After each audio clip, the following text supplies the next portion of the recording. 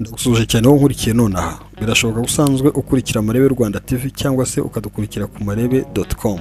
Uri igiciro cyane, iyo ni inkunga ikomeye udutera, uri inshuti yacu cyangwa se uri inshuti y'akadasohoka. Uyu munsi ngiye kukubwira ikintu gikomeye cyane kandi kiri very serious gishobora guhindura ubuzima bwawe. Twese dushaka ko duhindurirwa ubuzima, ndabizi nibyo duharanira, nibyo usanga duhihibikanira buri munsi amanywa n'ijoro.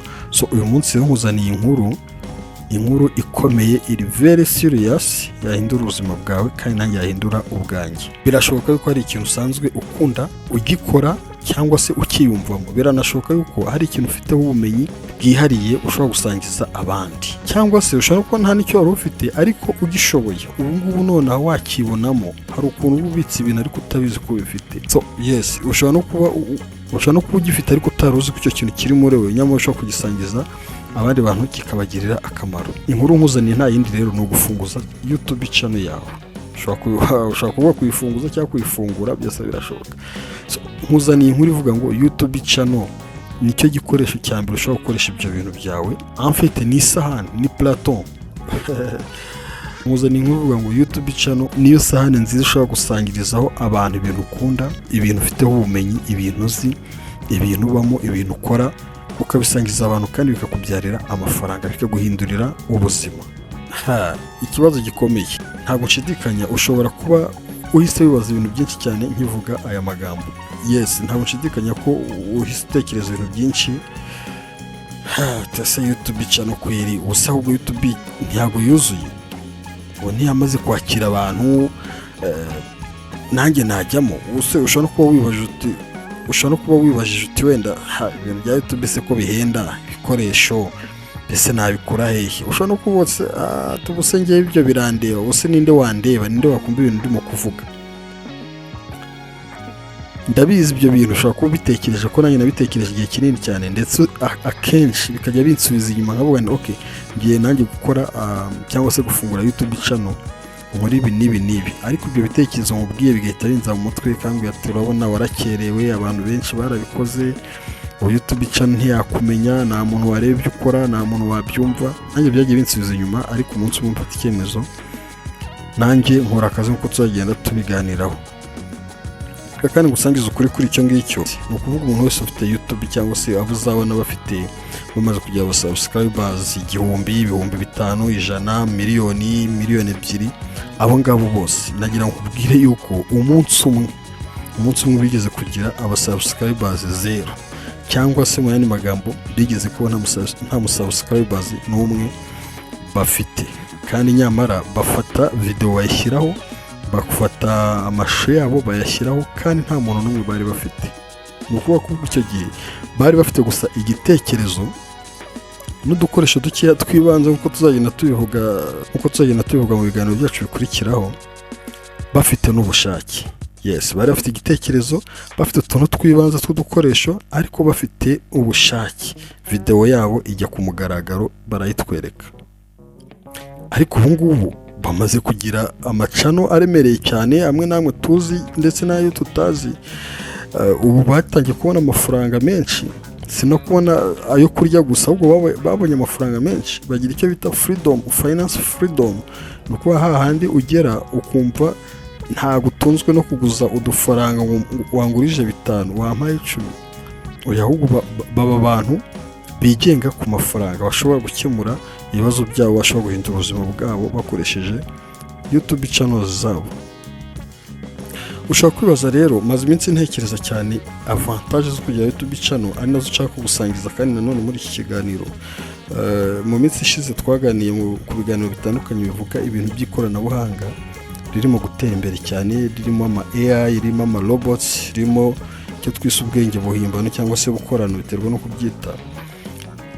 Aho abantu bagenda babigarukaho, babivugaho ibintu bitandukanye, bamwe batinya iryo koranabuhanga rigiye kutwaka akazi, rigiye kutwica, tuzarihungira hehe, kuko twagiye tubiganiraho ku biganiro bitandukanye mu minsi yashize. Ariko reka nkubwire avantage zo gukurikira iri koranabuhanga, ari naryo maze iminsi ntekerezaho kandi mbishyira mu mibare, ngasanga bishobora kuko guhindura ubuzima bwacu, tukava mu bintu byo kuritinya no kurifata nk'umwanzi, ikintu kigiye kudutwara akazi cyangwa se kuturimbura, oya, ahubwo tukarikoramo nk'icyo mu cyongereza twakwita printing machine cyangwa se imashini ikora amafaranga. So reka rero nkusangize izo avantage cyangwa se izo nyungu, nawe uraza kumfasha ndetse dusoza iki kiganiro dufashe icyemezo. Reka rero nagutinda nkubwire ko avantage ya mbere cyangwa se inyungu ya mbere yo gutunga YouTube channel nuko ni platform cyangwa se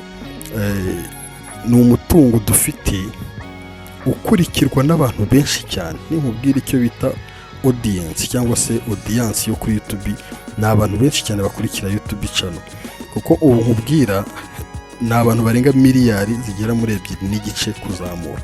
Ni ukuvuga ngo abantu bose bari kuri YouTube channel. Ni ukuvuga ngo rero wowe abagukurikira cya kibazo wari urimo kubaza, se wenda se bo nanjye ibintu byanjye babireba, ubuse navuga ikintu bakantega amatwi cyangwa se nkajya kuri kamera bakandeba, icyo ngicyo najya ngukura inzira ku murima yuko abantu bakureba rwose, kuko ufite abantu barenga miliyari 2.5 gereje kureba, ni igice ushyira kuri YouTube channel yawe bakirebe. Wango rero audience irahari, ni wowe ahubwo wowe uri hehe, ni wowe ubura kugira ngo werekane ibyo ukunda, werekane ibyo usangiza abantu, werekane ibyo ukora n'ibindi byose nzajya nkwereka cyangwa se nzakugiramo inama ushobora gukorera kuri YouTube channel. Icyo cyambere rero cy'abantu benshi ba audience cy'abagukurikira bahari, icyo ngicyo kivuyeho. Indi avantage ikomeye cyane nuko YouTube channel nkuko nayo bikubwiye ni printing machine, ni money printing machine. Nuko ko ishobora kukubyarira amafaranga mu buryo bwinshi. Nabwo tuzagira ibiganiro byabyo byihariye gusobanura uburyo neza YouTube channel ushobora kuyikuramo amafaranga natwe tukayashyira mu mifuka yacu. Ariko wenda nakubwiramo ibyo bita ama ads. YouTube channel ishobora kugukorera amafaranga cyangwa se kuguha amafaranga ibicishe mu byo bita ads. Ads ni ukuvuga yuko mu magambo make kamubwire ko ni uburyo bwo kwamamaza. YouTube ishobora kwamamariza muri video zawe, hanyuma amafaranga ikuyemo ikaguhaho pourcentage runaka. Hari ibindi ushobora kwita ama brand. Wowe ushobora kwikora publicity, brand runaka, umucuruzi runaka, uruganda runaka rukaguha ibintu urwo ruganda rukora kugira ngo urwamamarize muri video zawe. Abakurikira video zawe bakaba babireba, bakababera abakiriya, nabo bakaguhemba. Hari ibindi tuzareba byinshi cyane, ibyo bita affiliate marketing, hari ibyo bita sponsorship, abashobora kuguha impano, abashobora kugutera inkunga bitewe n'imirimo ukora babone bashimishije. Ariko kandi ushobora no kwamamaza ibikorwa byawe. Tuvuge niba usanzwe uri umubaji, n'urugero mfashe gutya, muri video yawe ushobora gushyiramo ibyo ukora, uvuga ati ngiye ariko burya nkora intebe, nkora ibitanda byiza, muze mungurire. Aba followers bawe baje kureba video zawe bakabaza no kukugurira ibitanda byawe cyangwa se n'ibindi bintu ukora. Ushobora kuba uri umwarimu ukavuga uti ariko ngewe nyuma yo gukora izi video burya mfite n'ibitabo nanditse, ukabishyira hariya bakaza bakabigura bakaguha amafaranga. So iyo nyungu ya kabiri rero ni kugira YouTube channel nuko ishobora kukubyarira amafaranga mu nzira zitandukanye. Ikindi kintu cya gatatu nakubwira kandi cyakwankuraje cyangwa kikagutera courage kugira ngo uze wiyunge kuri ngewe dufatanye urugendo rwo gukora YouTube channel, nuko umusaruro wa YouTube channel ntago ari uyu munsi gusa. Ushobora kubona uyu munsi, ushobora kubona na nyuma y'ukwezi, n'undi mwaka ukazashira. Mbese inyungu ya YouTube channel irakomeza iguma hariya. Kera bajyaga batunga amakawa, nta kawa nkibona cyane, ariko ikawa ni ikintu washoboraga guhora usarura. Ariko YouTube channel ntekiza ko inaruta aho ngaho, kuko yo ikawa wenda igira season, igihe yageraga ikera ikabirekeye ikazongera ikera, ariko YouTube channel yo ahubwo ikomeza gukura. Uko ikura niko igenda generatinga cyangwa se igwiriza amafaranga. Handi ushobora gukora video uyu munsi ikaguha ama views, ikaguha amafaranga, mu cyumweru gitaha bakakomeza kayireba, ariko ukora amafaranga no mu kwezi gutaha, ndetse n'imyaka ikaba yaba myinshi, ya video yawe ikigukorera akazi ko kuguha amafaranga. So icyo nicyo twakwita wenda long term growth. Ni ukuvuga yuko inyungu za YouTube channel cyangwa se umusaruro wayo ntago ari uyu munsi gusa, ahubwo n'uw'igihe kirekire. Ikindi nakubwira ni uko mu by'ukuri ntabwo uribuka ikindi kibazo twavuzeho umuntu wenda yakwibaza nkimara kukubwira yuko ndi kugutumira ngo uze dutangire ikintu gishyashya gishobora guhindura ubuzima bwacu. Ushobora kuba wigeze gutekereza uti se ibikoresho nabikura hehe? Ari nayo nyungu ya kane nkubwira, ushobora gutangiza YouTube channel ufite ibikoresho bikeya rwose, bike bishoboka. None se ufite telefone, usanzwe ufite telefone yawe umaramo igihe ukina amagemu, ureba umupira gusa, wirebera utuvideo turi aho ngaho, ariko iyo smartphone yawe wayikoresha akazi, wayikoreramo YouTube channel ikagukorera akazi. Icyo ukoze wenda ukaba wakongeraho nk'agatara gatoya, nzakwereka ibintu bidahenze ushobora ushobora kwifashisha ugakora YouTube channel yawe, wenda ukazajya ugenda ubihindura nyuma, ariko mu by'ukuri ufite smartphone, ufite itara ritoya ridahenze cyane, ukagira bya bitekerezo bya twavuze na bwa bushake, mu by'ukuri wakora akazi ka YouTube channel kandi kabyara amafaranga. So ubwo nicyo cy'ubushobozi tugikuyeho nacyo. Reka nkubwire indi nyungu cyangwa se indi advantage yo kuba ufite YouTube channel, ni ukuba your own boss, wowe ubikoresha. Yes, YouTube channel hari abantu bayikoze nk'akazi, abantu bayikora, ushobora kuyikora nk'akazi kari main cyangwa se akazi gahoraho, ukavuga uti ngewe, umuntu yakubaza ati ukora iki, ngiye nkorera kuri YouTube channel. Mbese ka kazi ukora buri munsi nk'ukorera leta, nk'ukorera ibindi bigo, ka kazi ujyamo mu gitondo ukageza nimugoroba ugataha. Ushobora gukora ako kazi ka YouTube channel mu buryo rero, ushobora no kugakora ari akazi ka kabiri, ukavuga uti ngiye nkora amasaha nayo mu kazi k'abandi, ariko iyo nkavuyeho amasaha yanjye ayo kuyapfusha ubusa ndayakorera YouTube channel, ako ni akazi ka kabiri. Ariko ushobora no kuyikora nk'akazi ka gatatu, ukavuga uti nsanzwe nkora akazi kugera saa sita n'urugero, nyuma ya saa sita hari ibindi njya gukemura, ariko nyuma yabyo ndashaka amasaha 2 cyangwa 3 cyangwa 1 njye kuri YouTube channel. Urumva ubu gakoze. Mbese YouTube channel YouTube channel iguha uburyo bwo kuba waba umukoresha wawe ubwawe, ukikoresha cyangwa se ukikorera mu yandi magambo. Izo nyungu ukoresha rero, nubwo hari izindi nyinshi ntarondora muri iki kiganiro ndetse tugenda tuziganiraho, ariko ibyo byonyine nkubwiye mu by'ukuri byatuma ukora YouTube channel yawe. Kweretse yuko aba audience ari ushobora gutinya barahari benshi rwose ku isi yose. Wenda uzi Ikinyarwanda gusa, abantu bumva Ikinyarwanda nabo ntituri bakeya, abarundi bakumva, abanyarwanda bakumva, n'ibihugu bidukikije bifite abantu benshi bavuga Ikinyarwanda ndetse bacyumva. Abo ngabo baragutegereje. Waba uvuga Icyongereza, isi yose, hafi y'isi yose ikoresha Icyongereza. Waba uvuga Igifaransa, abo ngabo bose barahari. So hari abantu barenze miliyari 2.5 ko nakubwiye bagutegereje ngo uratubwira iki tugukurikire. Nakubwiye kandi yuko YouTube channel ari inzira nziza kubona amafaranga mu buryo butandukanye nk'uko nakubwiye, kandi tuzarushaho kugenda tubiganira. Iki nakubwiye nuko nakubwiye yuko YouTube channel ishobora kubyara amafaranga umunsi, ariko kazajya ihora iyabyara buri munsi kandi nta kindi ukoze ku mavideo yawe. Nakubwiye kandi yuko nakumaze n'impungenge yuko udakwiye kugira ubwoba yuko YouTube channel izagusa ikoresha utabona, ubushobozi utashobora. Oya, ntago ari ubucuruzi, ntago ugiye gushinga kenkayori, ahubwo ugiye kugaragara ku isi, ugiye kwishyira kavuga ngo ugiye kujya ku karubanda bakubone. Yes, ntago rero ukeneye ibintu bihambaye, ahubwo isi ikeneye ibitekerezo byawe, ikeneye ibikorwa byawe kugira ngo babirebe. Nongeye kandi gusoreza yuko inyungu ya YouTube channel yindi ya gatanu nakubwiye ni uko igufasha kwikorera, ukaba wowe ubwawe, hanyuma ukazajya n'ibyo ukuyemo bikaba ari ibyawe, mbese kuba boss wawe ku giti cyawe. Nanjye ntabwo nabitangiye kera nkuko nabitangireho ngusangiza iki gitekerezo. Oya, ahubwo icyo nakoze ni iki, nanjye naho komeje kurwana intambara ivuga gutyo, nanjye se yes, ariko nza gufata icyemezo, nza gusanga ibintu byose bishoboka. Ikintu cyambere cyatumye mbona bishoboka nuko nabandi byakunze. Uko biri kose nawe ntabwo bwakwirutara byo kuri YouTube.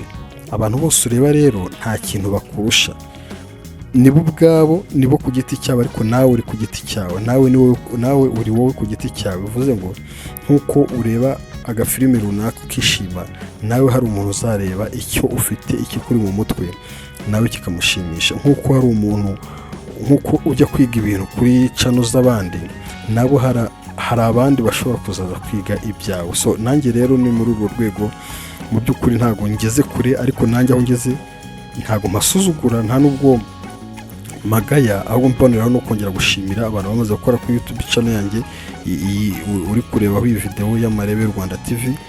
Ndabashimiye rwose, mumaze mwanyeretse urukundo, kandi nanjye nuba niteguye kugira gute kurubereka, kandi kurubereka kwa mbere ni uko naje kugukangura no kugutumira ngo ngwino dufatanye urugendo kandi tuzagera kure, ndabizi. So urabona ko maze kugira aba followers cyangwa se aba subscribers maze kurenga 700 na hafi 700, bishatse kuvuga rero yuko kandi maze ibyumweru bikeya, maze hafi kwezi kumwe.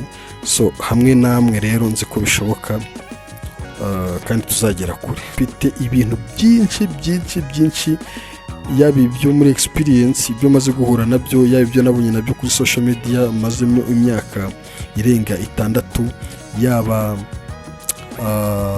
plan zose mfite. Please join me, ngwino dufatanye urugendo, ndagusangiza, ndaguherekeza. Support yose mfite ntabwo ari yanjye gusa, ntawe nzayiguhaho, ubundi dufatanye urugendo dukurire hamwe yes, cyangwa se tuzamukire hamwe kandi tuzagera ku bintu bishimishije.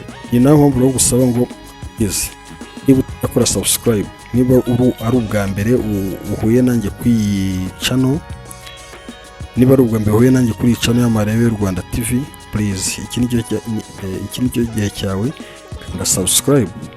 Ikindi kandi iyi video niba wumva koko igukuruye, igukoze ku mutima, ikanda kuri like kugira ngo na YouTube izarushaho kuvuga ati iyi video reka nyisangize n'abandi. Nzakwereka ibi byose ukuntu bikora, ibyo gukanda subscribe bahora gusaba, ibyo gukanda kuri like, ibyo gushyira kuri comment ukaba ko wishimiye video. Ibi byose nzakwereka akamaro kabyo, kandi natwe tuzabikoresha, natwe bikorere akazi keza, biduheshe amafaranga kandi bitwubakire network. Yes, ngaho rero kora subscribe ku Amarebe Rwanda TV, dukomeze tubane muri video zose z'utaha, kandi ari nazo tuzarushaho kwifashisha dukora uyu mushinga dutangiye cyangwa se dutangiriye muri iyi video.